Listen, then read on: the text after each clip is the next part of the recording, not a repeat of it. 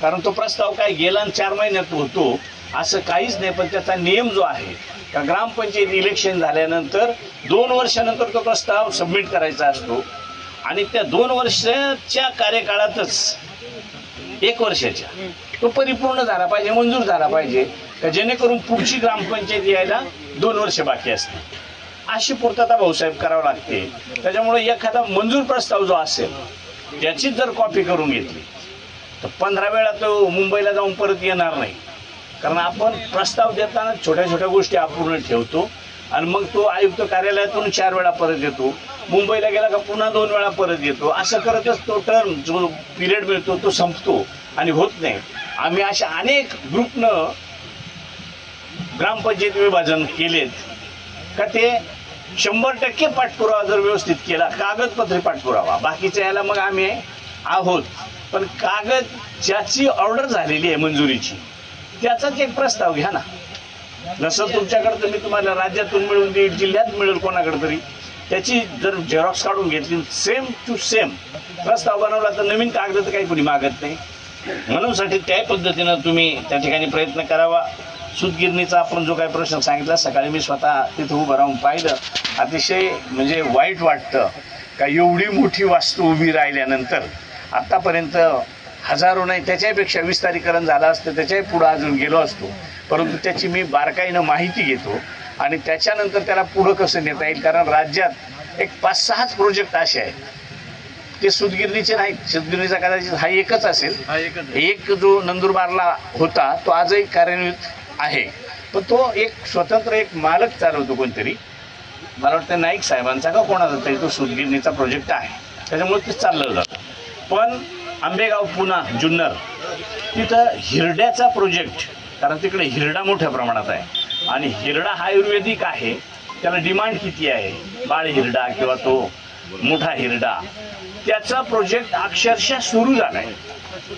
सुरू झाल्यावर बंद पडलाय.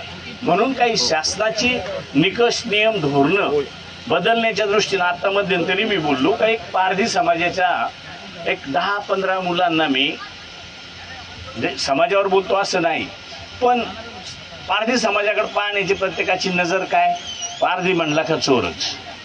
मी सांगितलं होतं अधिकाऱ्यांना, सेक्रेटरीला, का चोराला उद्योगपती बनवायचं.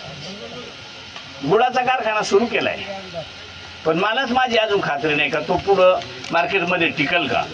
कारण निकष चुकीचे आहेत. तर निकष बदलण्याच्या संदर्भात सुद्धा सातत्यानं प्रयत्न करतोय मी तरी, पण अजून त्याच्यात फारसा बदल झालेला नाही. पण निश्चित एकतर योजना नाही करायची, आणि करायची असेल तर ती रीतसर त्या माणसाला परवडेबल अशी करायची. आणि त्याच दृष्टीने मी आता जयंतरावला बोललो का त्यांना माहीत आहे, तुम्हाला कोणाला माहीत असेल नसेल, मी आदिवासींचं एक स्वतंत्र क्लस्टर करतो एक 100 एकरावर. 100 एकरावर माझ्या मतदारसंघात त्यांना जागेसहित शेड बांधून देऊन त्याला काय उद्योग करायचा आहे तो फक्त त्याने तिथे नेऊन उद्योग सुरू करायचा. मशनरी छोटी मोठी लागेल, एक सारख्या प्रमाणात काही अनुदान देणार आहे, हे बाकीचं सगळं फ्री ऑफ करून देणार. अशा पद्धतीच्या स्कीम त्या ठिकाणी करता येतात. म्हणून आपण थोडंसं बसून वेळोवेळी जर त्याच्यावर चर्चा करत आणि पाठपुरावा करत राहिलो तर मला वाटतंय हे बऱ्याचशा गोष्टी करणं शक्य होतंय. आता ह्या तुमच्या सूतगिरणीच्या संदर्भात आज मला लगेच तर काही सांगता येणार नाही, कारण काही शेतकरी मंडळींनी तर सांगितलं का आमच्या नावावर आमच्या जमिनीवर ते कर्ज सुद्धा आहे, बोजा आहे, आणि त्याच्यामुळं तुम्हाला बाकीच्या सगळ्याच अडचणी येत असतील. म्हणून साठी त्याच्यातून कसं मोकळं होता येईल या दृष्टीने प्रयत्न करावा. आपण सांगितलं नाईक साहेबही येऊन गेले.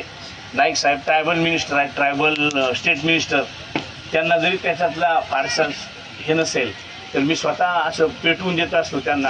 आता मागच्या वेळेला मी सांगितलं तुम्ही तुमचा हिस्सा मागायचा, राज्यमंत्र्याचा हिस्सा असतो म्हटलं, कारण मला माहीत होतं त्यांना मागितलं तर मला मिळणार आहे त्यांच्याकडून. मग त्यांना मागून दिलं म्हणून मला जास्त घेतलं थोडं. तिकडं मी कॅबिनेट मंत्री म्हणूनही मला जास्त घेतलं. तर अक्षरशः माझ्या मतदारसंघात जयंत सांगेल कदाचित आता याच्यानंतर पोरे जरी माझा आमदार झाला ना तर त्याला काही दिवस तर कामच राहणार नाही. असं चांगलं काम उभं केलंय म्हणा. एमएससीबीचं काम, ना रस्त्याचं काम, ना पाण्याचं इरिगेशनचं आहे का. अर्धा तालुका माझा एकदमच फॉरेस्टमध्ये आहे.